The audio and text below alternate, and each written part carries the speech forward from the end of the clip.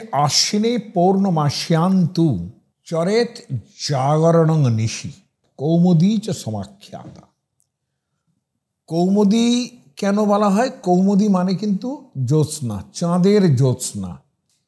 চাঁদের জ্যোৎস্না কেন কৌমুদী? এই জন্যে যে চাঁদ উঠলে পরে কুমুদ ফুল ফোটে। কুমুদ মানে একটুখানি যদি সহজে বোঝার চেষ্টা করেন তাহলে হলো শাপলা। এই যে সন্ধ্যাবেলায় সূর্য উঠলে পরে পদ্ম ফুল ফোটে, আর চাঁদ উঠলে পরে কুমুদ ফুল ফোটে। সেই জন্যে কুমুদিনী মানেও জ্যোৎস্না। কুমুদিনী, কুমুদি, কৌমুদি এসব হলো জ্যোৎস্না। চিন্তা করুন, জ্যোৎস্নার এমন বাহার যে আমাদের ভয়ঙ্কর একটা বই সংস্কৃতে যেটা ব্যাকরণ কৌমুদি, সেটাও ব্যাকরণের জ্যোৎস্না। কিন্তু এমন ব্যাকরণ পড়তে লোকের মাথা খারাপ হয়ে যাবে, কিন্তু সেটাও জ্যোৎস্না। ভালো।